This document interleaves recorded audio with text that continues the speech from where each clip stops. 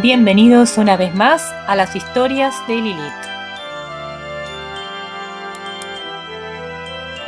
Bueno, bienvenidos una vez más, esta vez a la segunda parte de la lectura de este libro que nos ha sorprendido, por lo menos a mí, Cazadores de Cabezas, de Michelle Crespi.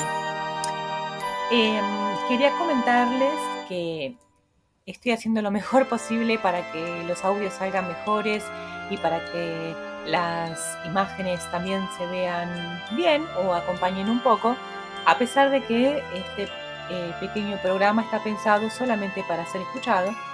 He tenido algunos inconvenientes grabando con Canva, que es un programa que la verdad me parece fantástico, pero hay que tener la versión Pro para poder grabar más de 30 minutos.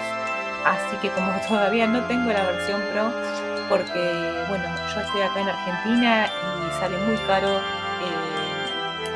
conseguirla, voy a seguir grabando de esta manera, en la cual se ven algunos detalles no muy agradables a la vista, como el simbolito de play o debajo la barrita donde se cuentan los minutos.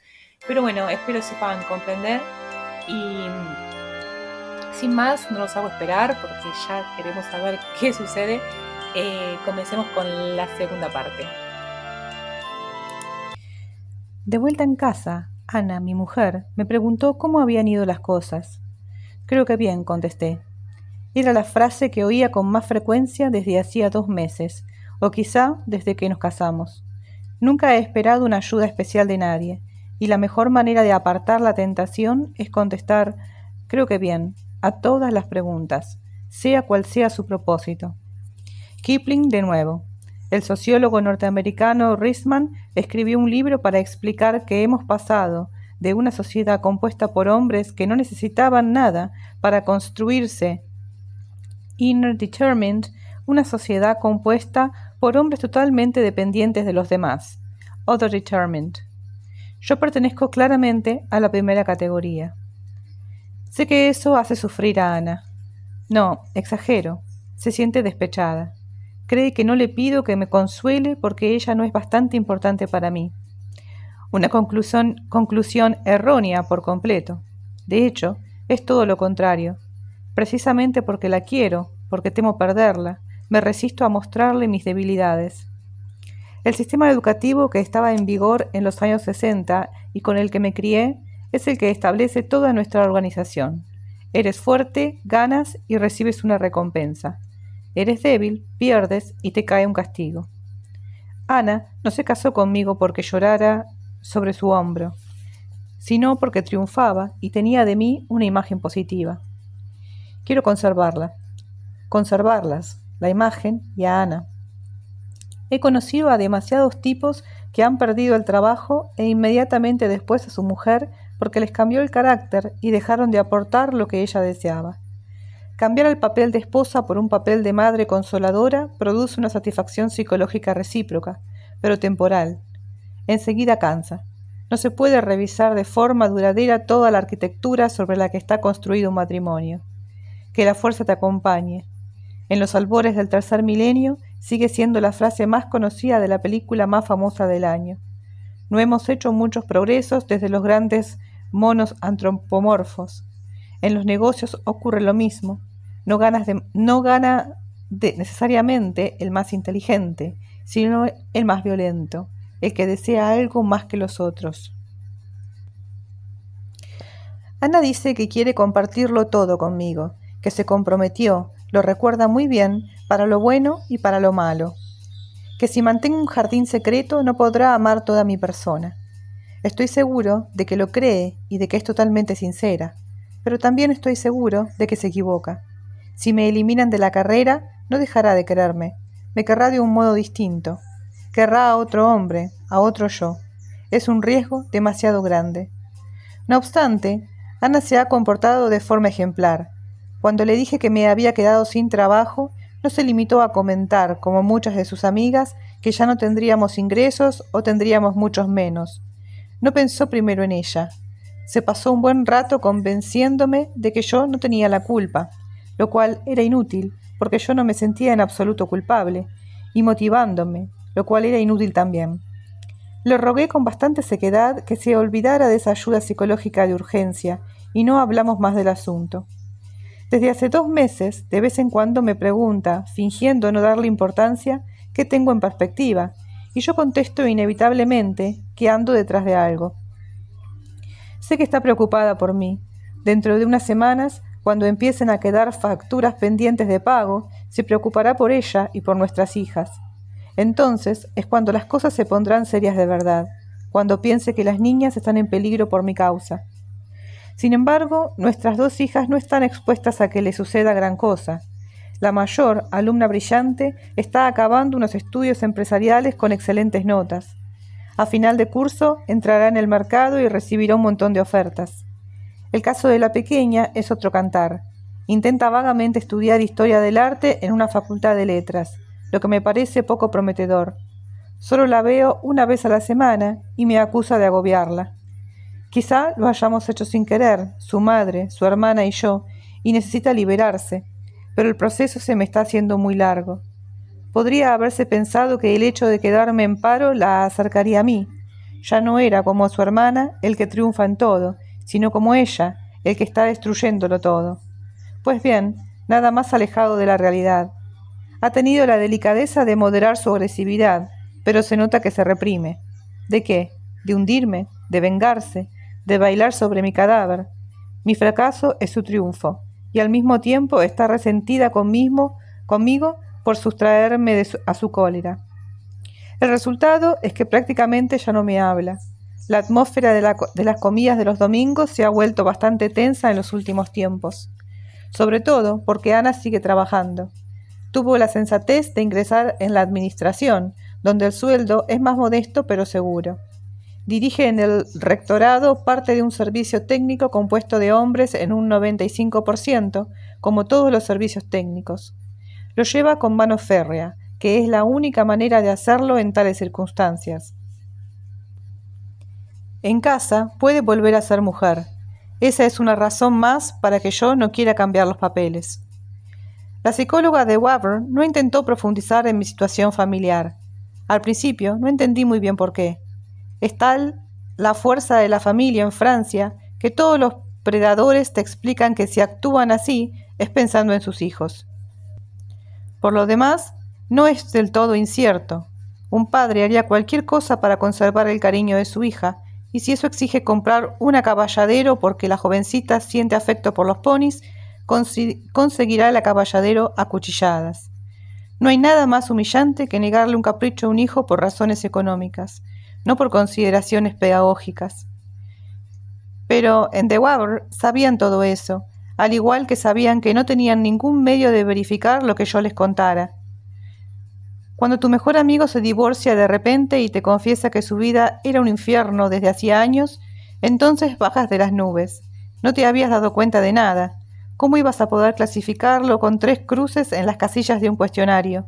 Además, mi vida personal les importaba un comino. Tan solo les interesaba una cosa: si tendría repercusiones en la eficacia de mi trabajo y cuáles. Para averiguarlo, no necesitaban estudiar el carácter de los miembros de mi familia, solo el mío. Mi vida personal, por lo demás, era del todo anodina. Un matrimonio sin nubes, 2 hijas adecuadamente equilibradas, una un poco menos que la otra, sin drogas, ni cárcel, ni relaciones dudosas, ni dificultades, una gestión prudente de la economía doméstica. Pese a los temores de la psicóloga, ninguna grieta en la armadura. Clean. Y tenía ganas de continuar así, porque encontraba en ello una especie de felicidad, o como mínimo, la ausencia de desgracia que aconsejaban los estoicos. Uno de los grandes inconvenientes del paro es que tienes demasiado tiempo para pensar. Te vuelves hacia el pasado, lo escrutas, lo desmenuzas. Es un error, porque entonces llegas a la conclusión de que eres responsable de la situación en la que te encuentras y empiezas a destruirlo todo, simplemente porque esa situación es temporalmente mala y por lo tanto has tenido que cometer un error en algo. Yo no había cometido ningún error, o solo uno: subestimar la estupidez de mi último jefe. a no ser que volviera a empezar de cero, evidentemente, y estudiara más en el colegio, escogiera un instituto mejor, ingresara en la Escuela Nacional de Administración y me hiciera inspector de Hacienda, puesto en el que nunca se paga ningún error, ni siquiera el más monstruoso. Pero si tuviera que volver a empezar, haría exactamente lo mismo. Me casaría de nuevo con Ana, ocuparía los mismos puestos, salvo el último, compraría el mismo piso. Quizá dejaría respirar un poco más a mi hija menor. Resumiendo, estaba bastante de acuerdo conmigo mismo. Por eso le contesté a Ana. Creo que bien. Tenía esperanza. El stage empezaba un domingo. Al principio era algo que me parecía increíble. Muchos ejecutivos se marchaban el fin de semana para asistir a seminarios que probablemente no se celebraban. Yo creía que lo pasaban metidos en un hotel, lejos de la ciudad, en compañía de una atractiva secretaria, y compadecían a sus esposas por tragarse semejantes mentiras. Pues nada de eso. Los organizadores de reuniones se quejaban del tiempo que se perdía en el viaje, el recibimiento, la instalación en el hotel, la ducha de llegada y otras formalidades que ocupaban toda la mañana del lunes y hacían perder como mínimo media jornada. Por eso, ahora se empieza el domingo por la noche, después de cenar. Creo que dentro de 20 años se empezará el sábado por la mañana y se recibirá a los congresistas entre las 4 y las 6, justo antes de amanecer. Y en el siglo XXI encontrarán la manera de suprimir el sueño, esa desastrosa pérdida de tiempo. Estábamos citados en la estación de Lyon a primera hora de la tarde. Allí, una joven antillana con un traje chaqueta azul, no exactamente un uniforme de azafata, pero algo parecido, nos entregó un billete de tren de alta velocidad. Éramos 16, pero en el tren solo cruzamos unas palabras. Todavía no éramos un grupo. Luego subimos a un autobús que tomó la autopista de los Alpes. Un poco después de Grenoble, el vehículo se desvió hacia los bosques por una carretera departamental. Cuanto más avanzábamos, más agrestes eran los paisajes.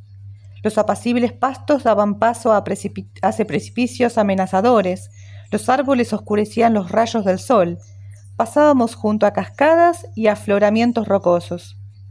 Nos adentrábamos entre montañas cada vez más altas, rápidamente coronadas de nieve, y el aire se tornaba más frío. De repente, al salir del bosque, llegamos a orillas de un lago. La superficie del agua estaba inmóvil. Era como una placa de zinc más blanca que azul. El autobús se detuvo y nos hicieron bajar. La mujer que estaba a mi lado se estremeció y abrió una gran maleta para sacar un chaleco verde. Después tuvo que salir corriendo tras el conductor, que ya estaba cargando los equipajes en un carrito. En el agua había plantados 4 pilotes que sostenían un embarcadero de tablones desiguales. Amarrada a uno de ellos había una pequeña lancha. Un hombre de pelo muy negro bajó de ella, saltó al embarcadero con agilidad y avanzó hacia nosotros balanceándose un poco. «Tren, autobús, barco», masculló un joven desgarbado. «Supongo que al otro lado encontraremos un trineo tirado por perros o un ultraligero». Otro, más rollizo, abordó al marinero. «¿No hay carretera? ¿Tenemos que cruzar el lago?» «Non capisco», contestó el marinero. El hombre rechoncho se volvió hacia nosotros. «¿Hay alguien que hable italiano?» «Creo que es italiano». «¿Estamos en Italia? ¿Hemos cruzado la frontera?» Una mujer se desplazó del rebaño que formábamos. Había pocas mujeres, solo 4. Observé que era la más guapa. Yo, después de chapurrear con el marinero, volvió con nosotros. «Bueno, vamos a una isla que está en el centro del lago, donde se halla el hotel. Todos no cabemos en la lancha, porque es solo de 10 plazas, así que hará 2 viajes. Tenemos que repartirnos en 2 grupos. ¿Quién quiere ir en el primero?» Los más valientes dieron un paso adelante. Yo fui uno de ellos. Por curiosidad, aquello no podía ser una prueba. La travesía fue tan tranquila como un paseo por los canales de Venecia. Íbamos todos de pie en la lancha. No había asientos, agarrados a la borda y respirando una brisa cortante cargada de olor a abeto. Sin soltar el timón, el marinero señaló con un dedo un montículo de vegetación en medio del agua. «¿E lì che andiamo?» El hombre rechoncho insistió, dirigiéndose a la mujer. «Pero, ¿pero pertenece a Francia o a Italia? Pregúnteselo». «No, no, a Francia. Lo que pasa es que él es italiano». Al acercarnos, distinguimos el tejado de un edificio y después los primeros muros, rodeados de árboles. Al otro lado del lago había un embarcadero idéntico al primero, igual de rudimentario e igual de carcomido. El marinero lanzó hábilmente un cabo, lo enrolló en torno a uno de los postes y saltó a tierra. «Siamo arrivati, tutti giù», anunció alegremente, sin apagar el motor. Ayudó a la chica a saltar el pretil, levantándola prácticamente, y se quedó en el mismo sitio, preparado para socorrer a cualquiera que llevase una falda estrecha. Cuando nos vio a todos sanos y salvos en tierra firme, comenzó a entregar el equipaje, lanzando las maletas por el embarcadero con la habitual delicadeza que muestran los mozos del aeropuerto. Luego saltó a la embarcación y aceleró el motor. Dijo el hombre rechoncho, «mi maleta no está aquí. ¿Qué ha hecho de mi maleta?» El joven se echó a reír. Esto es como una compañía aérea. Comida en París, cena en Nueva York y equipaje en Hong Kong. Yo no le veo la gracia, protestó el hombre. Los equipajes también van repartidos en 2 viajes, intervino la mujer, y creo que no se ha fijado en los propietarios. Dentro de 10 minutos recuperará su maleta. ¿Ya había estado aquí?, preguntó el joven. No, observo simplemente. Yo también observaba. En The Waver me habían dicho que las 2/3 partes de los asistentes quedarían eliminados al finalizar el stage. Seguro que el hombre rechoncho sería uno de ellos. En cambio, la mujer se revelaba peligrosa. Con 4 palabras de italiano había empezado a asumir un liderazgo. Si la dejábamos, dentro de un momento se pondría a darnos órdenes. Yo tampoco tenía mi maleta, pero no olvidaba en ningún momento por qué estaba allí. Antes de virar, el marinero tendió un brazo en dirección a una alameda que subía hacia los edificios. «Su, dai, andante». A lo mejor, la primera prueba era un oral de italiano. Yo en su lugar hubiera escogido inglés o chino. ¿O qué idioma hablan en Hong Kong? Probablemente inglés americano. «Hemos de tomar ese camino», dijo la mujer. Antes de que hubiera empezado a pronunciar la frase, yo había pasado delante de ella y abría la marcha. El hombre rechoncho se apoyó en uno de los postes, con los brazos cruzados, decidido a esperar su maleta en lugar de seguirnos. Al final de la alameda había 4 escalones por los que se accedía directamente al hotel, construido en la falda de la ladera. Allí nos esperaba el comité de bienvenida, que se reducía a una chica con tejanos, réplica femenina del chico que hacía lo mismo en The Waver, rostro franco y risueño que inspiraba confianza. Resultaba tranquilizador.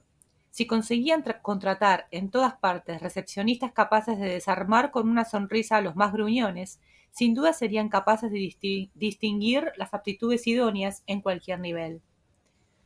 A veces es más difícil encontrar un buen auxiliar de vuelo que un buen analista financiero. La chica nos informó que se llamaba Nathalie. Parecía realmente encantada de vernos y nos recibió como si hubiera invitado personalmente a cada uno de nosotros. Se interesó por las condiciones del viaje, lamentó que el tiempo estuviera un poco nuboso y luego, con un gran cuaderno rojo en la mano, nos asignó habitaciones. Repitió varias veces cada nombre mirando a los ojos al interesado, un viejo procedimiento mnemotécnico. Como saben, los agentes comerciales y los políticos, lo único que no se perdonan nunca es olvidar un nombre. El interlocutor deja de existir, ya no se distingue de la masa, su individualidad queda aniquilada, su ego es humillado. La mayoría de la gente no lo soporta. Nathalie había recibido una buena formación. A los 5 minutos nos conocía a todos. «Dejaremos las maletas en el vestíbulo a medida que vayan llegando», nos dijo. «Tenemos un problema. El encargado del servicio de habitaciones se ha puesto enfermo esta mañana, así que tendrán que venir ustedes a buscarlas». Un ejecutivo con gafas de montura dorada y corbata oscura levantó las cejas. ¿Así? Y dígame, ¿hay más problemas? Nathalie le dirigió una sonrisa radiante. Por supuesto, la calefacción no funciona. La cocinera acaba de dar a luz. No nos han traído provisiones y solo tenemos un video de Fort Boyard para ver en la tele. No, es broma. Todo lo demás está en perfecto orden. El ejecutivo, cortado, no tuvo más remedio que devolverle la sonrisa. Las habitaciones están arriba, prosiguió Nathalie. Si el número empieza por 1, en el primer piso. Se empieza por 2, en el segundo. No han sido muy originales. No hay ascensor ni aire acondicionado, pero en la parte posterior encontrarán una piscina. Si alguien tiene un arpón y consigue romper el hielo, a lo mejor pesca una foca. No cuenten conmigo, si no les importa. De todas formas, estamos de suerte. Todavía no hay nieve. ¿Se hiela el lago en invierno? Preguntó el ejecutivo. No, es demasiado grande y profundo. No hace tanto frío. Habrá que ir a patinar a otro sitio. Ah, eran los patines de hielo. Me preguntaba qué llevaría en la maleta que pesaba tanto. Le dijo un tipo bajo y fornido a la mujer guapa que hablaba italiano. No, es la enciclopedia en 15 volúmenes que me he traído para repasar antes de los tests, replicó ella sin vacilar. Con unas cuantas frases, Natalie había conseguido relajarnos y hacer que empezáramos a intercambiar esos insoportables comentarios irónicos con que se inician las relaciones sociales en nuestro ambiente. Se desplazó graciosamente. Si lo desean, pueden ir a su habitación a darse una ducha. No es una orden, por supuesto. Si prefieren tomar una copa, el bar está abierto. Ah, aquí está el resto de la cuadrilla.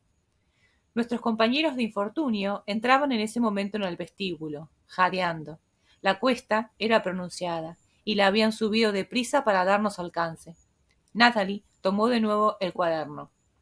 A mí me había correspondido la habitación 211, la penúltima al fondo del pasillo.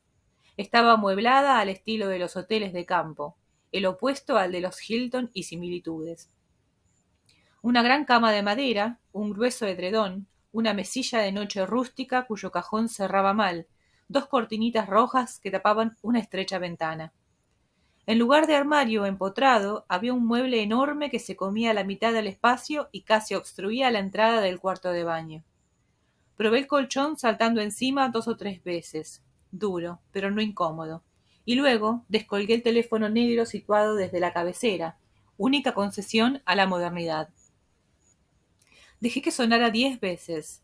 No contestó nadie. Tal vez Nathalie estaba sola en la recepción y se hallaba ocupada conduciendo a las tropas por el campamento. O tal vez querían aislarnos del mundo civilizado. Decidí seguir el consejo de Nathalie y me di una ducha en la minúscula cabina escondida tras el armario. Luego me cambié. ¿Qué clase de atuendo debía elegir? Me lo habían enseñado. La ropa es el primer elemento de comunicación, el que se registra antes que todos los demás. Otra manera de decir que el hábito hacia el monje, si es que todavía hay monjes. En lugar, descartaba el uniforme habitual, traje gris, corbata oscura. Me decidí por una cazadora beige y unos pantalones azules, prendas informales pero elegantes, a un aceptable medio camino entre el traje de ciudad y el battle dress. Un toque de loción para después del afeitado y estuve a punto para bajar. La joven Nathalie, que había terminado de asignarnos a nuestros cuarteles, estaba oficiando tras la barra. Mis compañeros competidores iban llegando de uno en uno y titubeaban un instante en el umbral antes de decidirse a entrar. El salón bar era bastante grande, pero lo llenaron rápidamente. Se desplazaban bajo las vigas con aire de sentirse incómodos, fingiendo examinar largamente el paisaje a través del gran ventanal u observando con demasiada atención las pequeñas estampas montañesas que decoraban las paredes. Tenía la impresión de asistir a la inauguración de una exposición en la que nadie conocía a nadie y ni siquiera se podía pretextar estar admirando los cuadros. Aparentemente, los demás se encontraban en la misma situación. Todos pedían un vaso de agua con gas y luego buscaban un rincón tranquilo desde donde observar al resto sin comprometerse. Al final, la atmósfera un poco cargada que estaba creándose fue disipada por el inevitable animador que normalmente hay en todo grupo turístico. un meridional extrovertido que comentaba en voz alta todo lo que veía. Nos informó de que se llamaba Morin, de que le parecía que hacía más bien fresco y de que trabajaba en el sector del embalado. En un número de cómico de feria cuya vivacidad no lograba ocultar la vulgaridad, hizo montones de juegos de palabras sobre su profesión. 4 o 5 personas se habían congregado a su alrededor, deseosas de entablar un torneo de bromas. La mujer atractiva que hablaba italiano se volvió hacia mí. «Me parece increíble», susurró. «Supongo que lo habrá contratado la oficina de turismo». No se me ocurrió nada ingenioso que contestar. Detrás de mí, 2 ejecutivos más maduros examinaban la figura de un animal encaramado en un saliente rocoso. Para uno era una gamuza, para el otro un rebeco, pero sus limitados conocimientos zoológicos no les permitían zanjar la controversia. El hombrecillo rechoncho había tomado posesión de uno de los 3 sillones y hojeaba una revista de viajes con expresión de hastío. Al cabo de un rato, Nathalie dio unas palmadas para reclamar nuestra atención. «Ahora pasaremos a la mesa. Después de cenar, a las 8:30, tienen una cita en la sala de trabajo que se encuentra en el primer piso, justo a la derecha de la escalera. Allí les entregarán las instrucciones. Les deseo buen provecho». Un tipo alto y delgado, con la nuez exageradamente abultada, se lamentó a mi lado. «Oh, le apuesto lo que quiera a que nos dan fondue. En los Alpes no falla. Siempre se empieza por una fondue para que la gente se relacione». Perdió. Había raclette. El comedor estaba decorado en el mismo estilo que el resto. Paredes forradas de madera, vigas macizas, una gran chimenea, de momento vacía, franqueada de útiles rústicos y antiguos de enigmática función. Había 4 grandes mesas redondas, cubiertas con gruesos manteles rojos. 6 comensales por mesa. La cuarta quedaba vacía. Nos sentamos al azar. Morin, el meridional, con el grupito que ya lo rodeaba en el bar. Yo estaba junto al señor de la nuez prominente por la sencilla razón de que habíamos cruzado la puerta al mismo tiempo. Nada más sentarnos, me tendió la mano y se presentó. «Hirsch, William Hirsch. Me dedico a la informática». Tenía la voz muy grave y sonora. No sé gran cosa de anatomía, pero me parecía que aquello no podía tener ninguna relación con las dimensiones de su nuez. Yo también me presenté. «Carsfield, Jerome Carsfield. Soy asesor de organización». «Entonces me necesitará», concluyó Hirsch. Frente a nosotros, un hombre delgado con atuendo formal, uno de los pocos que seguía llevando corbata y traje oscuro, sonrió desde detrás de unas gafas con cristales al aire. «Sí, en general hay que empezar arreglando los disparates de la informática», dijo. «En la informática no existen los disparates», saltó Hirsch. «Al contrario, la informática es totalmente lógica. El disparate es que los hombres no siempre lo son. Esa es la razón de que se produzcan errores». «Sí, eso es lo que dicen todos», se burló el del traje oscuro. «Nunca hay fallos, ¿verdad? Windows es un sistema estable y racional. Cuando se cuelga, o sea, 10 veces al día, la culpa la tiene el usuario». Hirsch, desconcertado, se sonrojó ligeramente. El traje gris se volvió hacia su vecino, un tipo corpulento de tez colorada.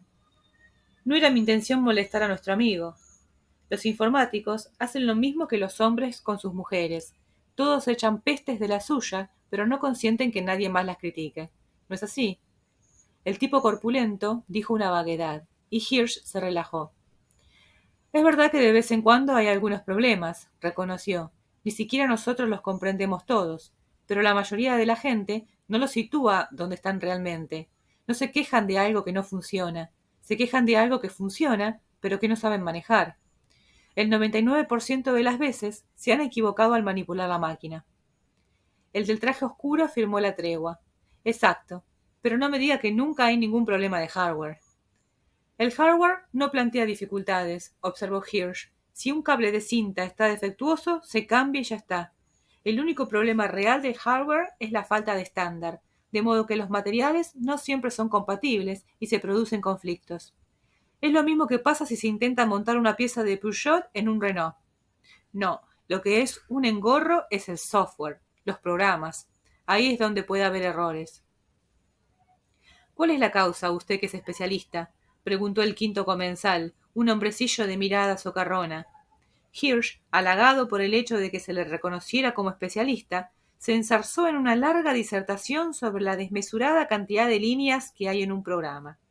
Mientras tanto, un camarero mudo con uniforme azul dejaba sobre un trinchero fuentes con viandas, queso cortado en lonchas, jamón, bacon, pepinillos y cebollitas.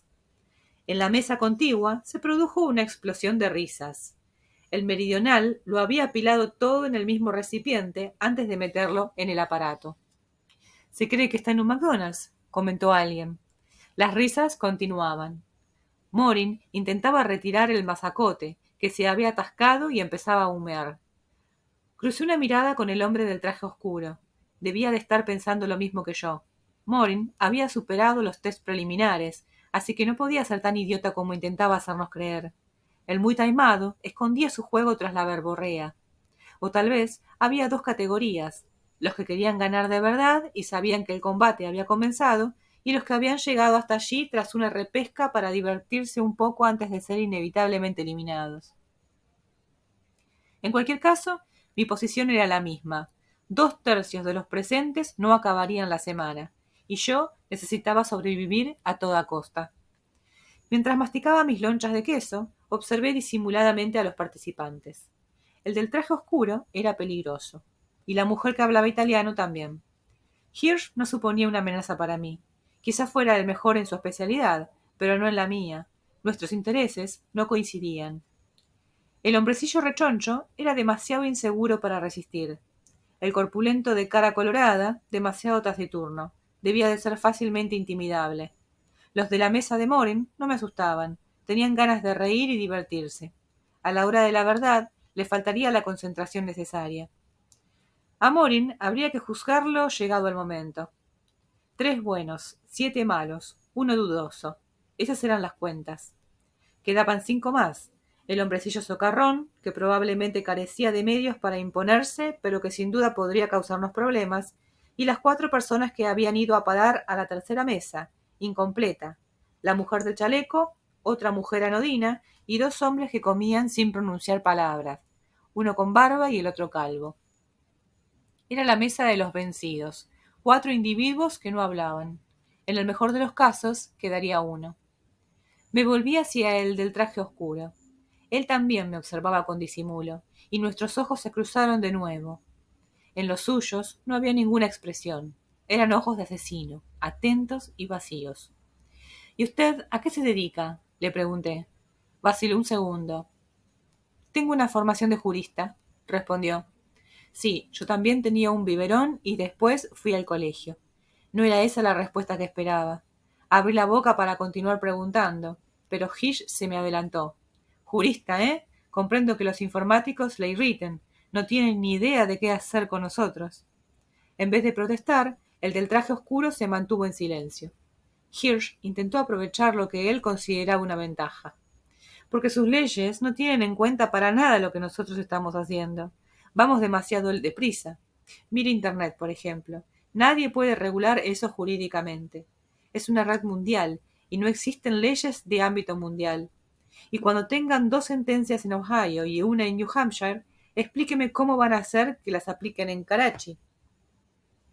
El del traje oscuro sonrió, o más bien estiró ligeramente sus finos labios. «Ha entendido la situación. Solo un detalle. Yo no hago las leyes. Al contrario, mi trabajo consiste en eludirlas. Y desde ese punto de vista, es cierto que la informática abre perspectivas fascinantes. No hay reglas, solo el vacío jurídico absoluto. Parece ser que a la naturaleza el vacío le horroriza, pero a nosotros nos encanta. El vacío.